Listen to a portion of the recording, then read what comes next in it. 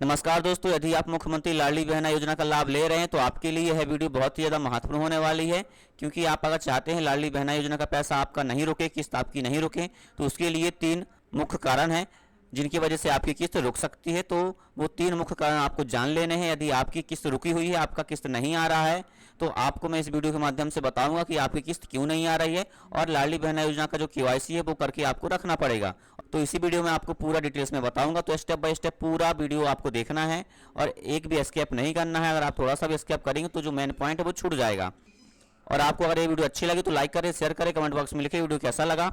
और इस चैनल को सब्सक्राइब जरूर करें, क्योंकि इस चैनल पे आपको टैक्स, एजुकेशन और योजनाओं से संबंधित वीडियो में डालता रहता हूं। तो आपको उसका जो अपडेट है वो लगातार बेस से मिलता रहे। तो आपको बेल आइकन भी प्रेस कर लेना है ताकि इसका अपडेट जो है आपको मिलता रहे। तो ज़्यादा देर ना करते हुए इस वीडियो को स्टार्ट करते हैं। तो सबसे पहले आपको अपना मुख्यमंत्री लाडली बहना योजना का जो ऑफिशियल पेज है वो ओपन कर लेना है, जैसा कि मेरा यहाँ पर ओपन है। यदि आप भी चाहते हैं तो इसका लिंक मैं डिस्क्रिप्शन में दे दूँ, तो आपको मैं डिस्क्रिप्शन में इसका लिंक दे दूंगा। तो वहाँ पर क्लिक करके भी आप डायरेक्ट यहाँ पे पहुँच सकते हैं, या फिर आप सर्च कर सकते हैं कोई सही ब्राउजर या मुख्यमंत्री लाडली बहना योजना। तो आपका ये जो ऑफिशियल पेज है इसका लिंक आएगा, उस पर क्लिक करके आप यहाँ पे पहुँच सकते हैं और मैं इसका लिंक भी दे दूँगा आपको। तो सबसे पहले लाडली बहनों को अपना जो स्टेटस है वो चेक करना है कि उनका जो किस्त रुका हुआ है कई बहनों का, तो वो क्यों रुका हुआ है, और जो जिनका नहीं भी रुका हुआ है तो वो भी यहाँ पे चेक कर लें। क्योंकि आगे चल के अगर आपका भी रुकता है तो आप भी यहाँ से सोल्यूशन अपना कर सकती हैं। तो सबसे पहले आपको करना क्या है, यहाँ पर आप देखेंगे आवेदन एवं भुगतान की स्थिति, तो इसमें आपको क्लिक कर देना है। जैसे आप इसमें क्लिक करेंगे तो यहाँ पर अब आप देखेंगे आपका लाडली बहना आवेदन क्रमांक और सदस्य समग्र क्रमांक। तो यहाँ पे आपको अपना आवेदन क्रमांक या समग्र आईडी जो है वो आपको यहाँ पर डाल देना है और यहाँ पे कैप्चा डाल के ओटीपी भेजे पर क्लिक कर देना है। जो ओटीपी आपके रजिस्टर्ड मोबाइल नंबर पर आएगी वो ओटीपी आपको यहाँ पे नीचे डाल देना है और यहाँ पे खोजे पर क्लिक कर देना है। जैसे खोजे पर क्लिक करेंगे तो यहाँ पर देखेंगे आपका समग्र आईडी, परिवार आईडी और उनका जो आवेदक है उनका नाम, डेट ऑफ बर्थ, पूरा डिटेल्स यहाँ पे खुलकर आ जाएगा। और आपका जो फोटो है वो फोटो भी आपको यहाँ पर दिखने लगेगा। अब आपको करना क्या है, थोड़ा सा आपको नीचे आना है।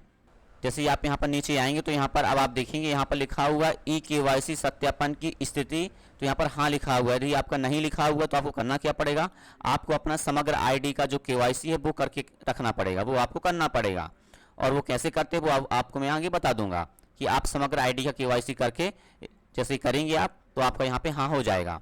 और यदि आपका इसी वजह से रुका हुआ तो यहाँ पे आपका जो किस्त है वो आने लगेगा। और यहाँ पे दूसरे नंबर पे अब आप देखेंगे क्या बैंक खाते से आधार लिंक है, तो यहाँ पे हाँ, यदि आपका नहीं लिखा हुआ तो आपको बैंक जाना पड़ेगा और बैंक से आपको अपना आधार जो है वो लिंक कराना पड़ेगा।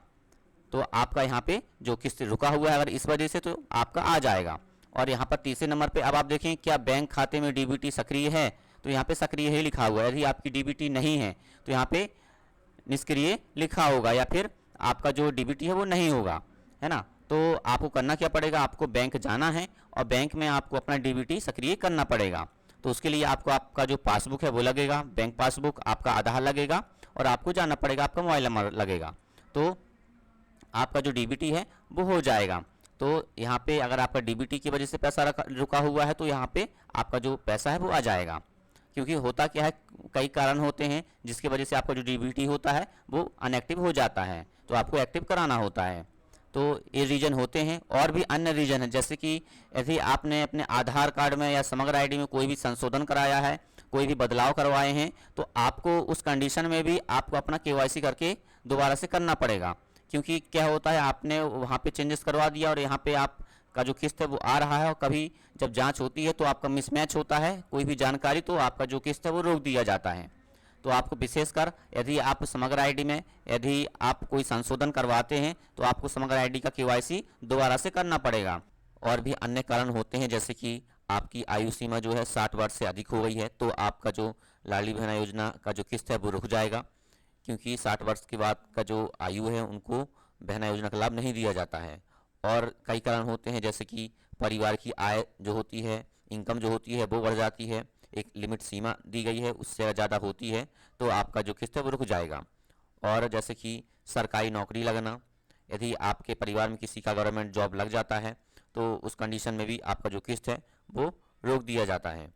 और भी अन्य कारण है तो वो मैंने यहाँ पे आपको दे दिया है, आप यहाँ पर देख सकते हैं, ये आपको पढ़ लेना है, आप नेट में भी सर्च कर सकते हैं, गूगल में सर्च करके अपना पूरा डिटेल्स निकाल सकते हैं। बहुत सारे कारण होते हैं जिस वजह से कई बहनों का किस्त रुक जाता है, और अभी भी देखा जाए बहुत सारी बहनें ऐसी हैं जिनका किस्त रुका हुआ है।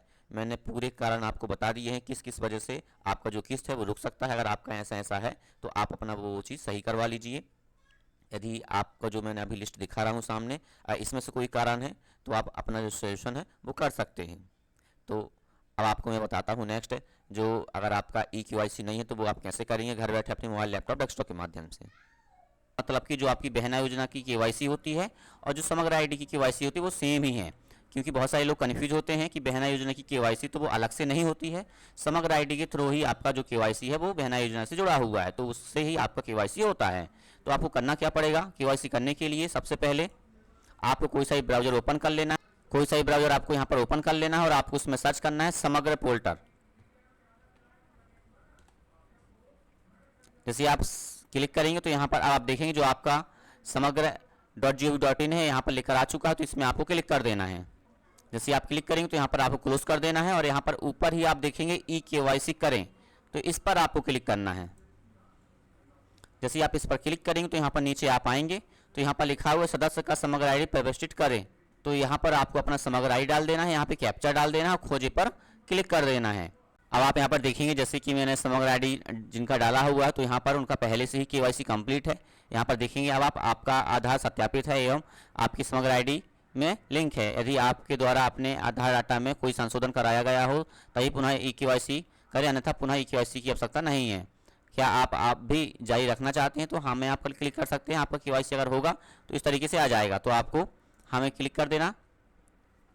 जैसा कि मैंने बताया था इनका जो KYC है वो पहले से ही कंप्लीट है, तो फिर भी मैं आपको बताता हूँ यदि आपका ऐसा शो होता है तो आपको नहीं पर क्लिक कर देना, आपको KYC करने की कोई ज़रूरत नहीं है। यदि आपने संशोधन फिर भी कराया है, आपने नाम में या कुछ में भी संशोधन कराया है, तो आपको यहाँ पे हाँ में क्लिक करना है और यहाँ पे आपका जो मोबाइल नंबर है वो यहाँ पे आ जाएगा, तो OTP भेजे पर आपको क्लिक कर देना है।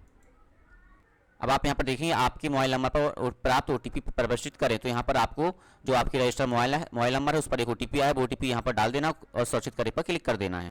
अब आप थोड़ा नीचे आएंगे तो यहाँ पर देखेंगे समग्र ID, परिवार ID, नाम और यहाँ पे जो जेंडर है वो यहाँ पे आ चुका है। और अब आप यहाँ पर देखेंगे क्या आप शासकीय कर्मचारी हैं, अगर हैं तो हाँ में, नहीं तो नहीं में। और यहाँ पर देखेंगे OTP द्वारा, बायोमेट्रिक आइडेंस द्वारा, तो यहाँ पर OTP के द्वारा आप KYC करना चाहते हैं तो OTP इसमें क्लिक रहने देना है और यहाँ पर टिक बॉक्स में टिक कर देना है और आधार से OTP का अनुरोध करें, इस पर आपको क्लिक कर देना है। तो आपके रजिस्टर्ड मोबाइल नंबर पर एक OTP आएगा जो आधार से रजिस्टर होगा, तो यहाँ पर क्लोज कर देना है। आपको नीचे यहाँ पे आना है और यहाँ पर OTP आपको डाल देना है और स्वीकार करें पर क्लिक कर देना है। और यहाँ पर अब आप देखेंगे आपकी आधार से प्राप्त जानकारी समग्र में उपलब्ध जानकारी से मेल हो गई है। यदि आप समग्र में उपलब्ध हिंदी का नाम बदलना चाहते हैं तो वहाँ पर क्लिक करें, अन्यथा नहीं पर क्लिक करके EKYC प्रक्रिया पूर्ण करें। तो यहाँ पे आप देखेंगे मेरा मैच हो चुका है। यदि आपका मेल नहीं होता है तो आपको ये ऑप्शन नहीं आएगा और आपको अपना जो आधार कार्ड में जैसा रहेगा, जैसा शो होगा, तो वैसा ही आपको समग्र ID में डालना पड़ेगा, क्योंकि आधार में आपने अपडेट करवा लिया है तो आपको समग्र में भी अपडेट करना पड़ेगा। तो इस प्रकार से आप अपडेट करके अपना जो KYC है वो कंप्लीट कर सकते हैं। तो मेरा मेल हो गया है, तो मैं यहाँ पर EKYC प्रक्रिया पूर्ण करें हो चुकी है, तो मैं नहीं पर क्लिक करूँगा। क्यों करूँगा नहीं पर, क्योंकि यहाँ पर लिखा हुआ है यदि आप हिंदी का नाम बदलना चाहते तो हाँ पर, तो मैं नाम नहीं बदलना चाहता हूँ, तो नहीं पे मैं क्लिक करूँगा। और जो मेरी KYC है यहाँ पर देखेंगे आपकी समग्र ID पर आधार EKYC सफलतापूर्वक कर दी गई है, तो मेरी EKYC कंप्लीट हो चुकी है। तो इस प्रकार से आप अपना जो KYC है, मतलब कि जो बहना योजना का KYC है और जो आपके समग्र ID KYC वो सेम ही है, तो वो आप यहाँ से कर सकते हैं। तो मैंने आपको 3-4 तरीके बताए कि आपका जो किस्त है वो किस वजह से रुक सकता है बहना योजना का, तो वो आपने आज की इस वीडियो में जाना। यदि ये वीडियो आपको अच्छी लगी तो लाइक करें, शेयर करें, कमेंट बॉक्स में लिखिए वीडियो कैसा लगा। उसके साथ साथ अगर आप इस चैनल पर नए तो सब्सक्राइब जरूर करें, क्योंकि इस चैनल में मैं आपको टैग, योजना और एजुकेशन संबंधी वीडियो डालता रहता हूँ, तो वो आपको अपडेट्स मिलता रहेगा। तो मिलते हैं नेक्स्ट वीडियो में। Okay, thank you.